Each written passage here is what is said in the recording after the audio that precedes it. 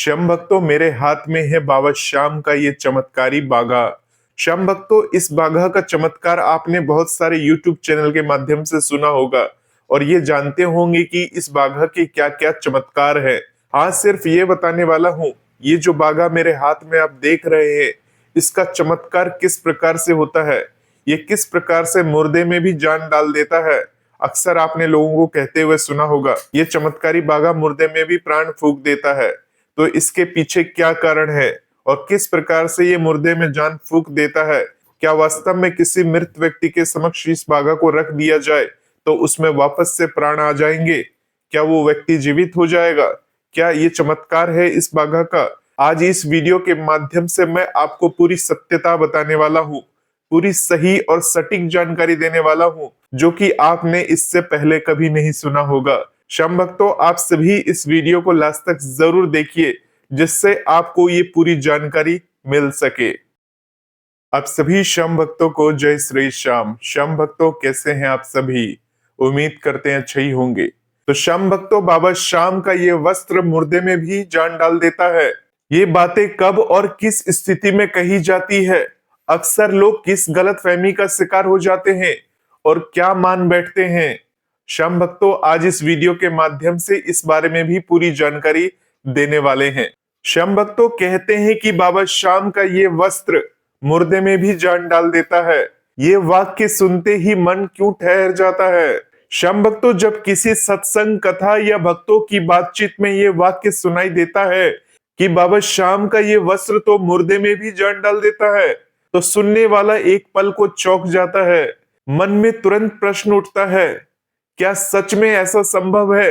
क्या कोई वस्त्र मृत व्यक्ति को फिर से जीवित कर सकता है, या फिर यह केवल भावुकता में कही गई बात है?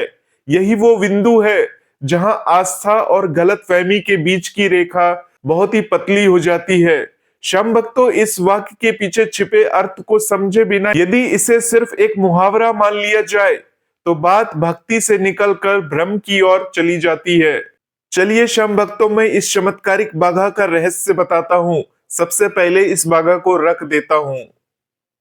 श्याम भक्तों, सबसे पहले ये समझना आवश्यक है कि ये कथन शाब्दिक नहीं बल्कि प्रतीकात्मक है। जब भक्त ये कहते हैं कि ये वस्त्र मुर्दे में जान डाल देता है, तो वे किसी शारीरिक मृत्यु की बात नहीं कर रहे होते। यहाँ मुर्दा शब्द का प्रयोग उस व्यक्ति के लिए किया जाता है जो भीतर से टूट चुका हो, जिसकी आशा समाप्त हो चुकी हो, जिसका मन और आत्मबल मर चुका हो। श्याम भक्तों, ऐसे व्यक्ति के लिए ये कथन प्रयोग में लाया जाता है। श्याम भक्तों, ये वाक्य अक्सर अत्यंत विषम परिस्थितियों में कहा जाता है। जब कोई व्यक्ति लंबे समय से बीमारी, गरीबी, अपमान, असफलता या मानसिक अवसाद से जूझ रहा हो और उसे स्वयं अपने जीवन से कोई अपेक्षा ना बची हो, तब भक्तजन उसकी स्थिति को मुर्दे के समान कह देते हैं। यह कहना कठोर लग सकता है, लेकिन यह सामाजिक और भावनात्मक भाषा का हिस्सा है। ऐसे ही समय में जब उस व्यक्ति के जीवन में अचानक साहस लौट आता है, सोच बदल जाती है और वो फिर से संघर्ष के लिए खड़ा हो जाता है, तब लोग कहते हैं, श्याम बाबा के वस्त्र ने तो इसमें जान फूंक दी, अर्थात जान डाल दी। श्याम भक्तों, यहाँ जान डालने का अर्थ जीवन शक्ति लौट आना है, न कि उसकी सांसों का लौट आना। मनुष्य जब हार मान लेता है, तब उसका शरीर जीवित होते हुए भी निष्क्रिय हो जाता है। निर्णय लेने की क्षमता, संघर्ष की इच्छा और भविष्य की कल्पना सभी समाप्त हो जाती है। श्याम भक्तों, जब किसी माध्यम से, चाहे वो कोई प्रसाद हो या कोई घटना, उस व्यक्ति के भीतर फिर से विश्वास जगाता है, तो वही स्थिति इस कथन को जन्म देती है। श्याम भक्तों, ये बात विशेष रूप से तब कही जाती है जब किसी व्यक्ति के जीवन में अप्रत्याशित मोड़ आता है। जैसे कोई व्यक्ति जो वर्षों से बिस्तर से उठ नहीं पाया, अचानक मानसिक रूप से सशक्त होकर उपचार के लिए तैयार हो जाए, या कोई ऐसा इंसान जिसने आत्महत्या जैसी विचार बना लिए हो, अचानक जीवन को फिर से पकड़ ले। इन क्षणों में लोग चमत्कार की भाषा का प्रयोग करते हैं, क्योंकि साधारण शब्द उस परिवर्तन को व्यक्त करने में असमर्थ होते हैं। श्याम भक्तों, समस्या तब शुरू होती है जब लोग इस कथन को शब्दों के स्तर पर ही सच मान बैठते हैं। कुछ लोग ये मानने लगते हैं कि ये वस्त्र शारीरिक मृत्यु को भी पलट सकता है। श्याम भक्तों, यही सबसे बड़ी गलत फहमी है।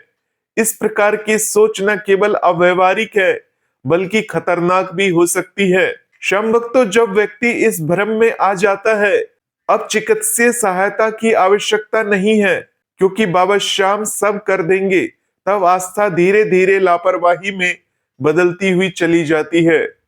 श्याम भक्तों, अक्सर लोग ये भी मान बैठते हैं कि यदि किसी गंभीर रूप से बीमार व्यक्ति के पास ये वस्त्र रख दिया जाए तो वो किसी प्रयास के बिना ठीक हो जाएगा। इस सोच में दो बड़ी भूलें हो जाती हैं। पहली ये कि व्यक्ति अपनी जिम्मेदारी से बचने लगता है। दूसरी कि बाबा श्याम की कृपा को एक स्वचालित प्रक्रिया मान लिया जाता है, जबकि भक्ति का मूल स्वभाव सहभागिता और जागरूकता है। श्याम भक्तों, अक्सर ये भी देखा गया है कि कुछ लोग इस कथन को सुनकर वस्त्र को भय या अति उत्साह में आ जाते हैं।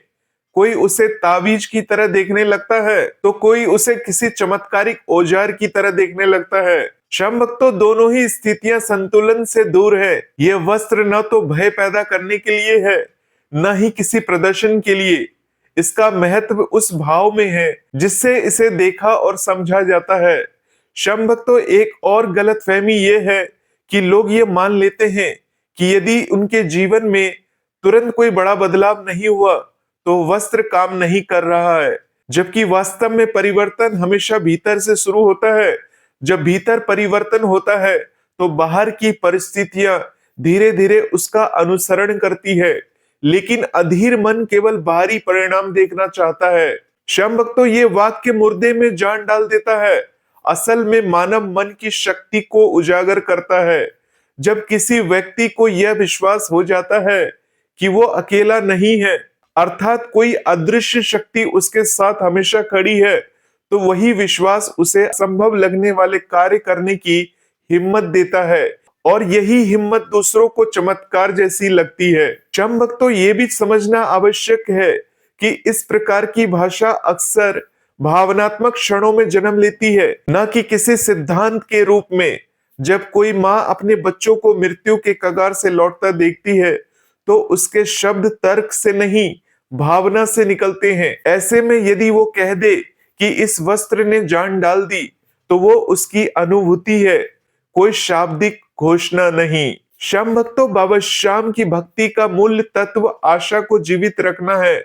जब तक मनुष्य में आशा है तब तक वो जीवित है, और जब आशा मर जाती है तब सबसे पहले उसे जगाने की आवश्यकता होती है। यदि कोई वस्त्र, कोई प्रतीक, कोई स्मृति ये कार्य कर दे तो उसे जीवनदायक कहना गलत नहीं होगा, लेकिन उसे वैज्ञानिक या शारीरिक सत्य मान लेना अनुचित है। श्याम भक्तों, अंत में यह समझना बहुत ही आवश्यक है कि बाबा श्याम की कृपा समझ को बढ़ाने के लिए है, अपनी सोच को स्थिर करने के लिए है, न कि विवेक को त्यागने के लिए। जो भक्त इस संतुलन को समझ लेते हैं उनके लिए ये कथन प्रेरणादायक बन जाता है, और जो इसे शब्द के साथ पकड़ लेते हैं वे भ्रम के जाल में उलझ जाते हैं। इसलिए श्याम भक्तों, जब भी ये वाक्य सुने तो इसे चमत्कार की घोषणा नहीं बल्कि आशा की अभिव्यक्ति समझे। यही इसकी सही जगह है, यही इसका सही अर्थ है। तो श्याम भक्तों, अब आप समझ चुके होंगे कि बाबा श्याम का जो पीतांबरी वस्त्र है वो किस प्रकार से मुर्दे में भी जान डाल देता है। तो श्याम भक्तों, ऐसे ही वीडियोस को देखने के लिए भजन मंत्र शक्ति चैनल को सब्सक्राइब करके, वीडियो को लाइक करके अधिक से अधिक लोगों तक इस वीडियो को शेयर कर सकते हैं। बाबा श्याम की कृपा बनी रहेगी। श्याम भक्तों, मिलते हैं एक नए वीडियो के साथ। तब तक के लिए आप सभी श्याम भक्तों को जय श्री श्याम, जय श्री राधे।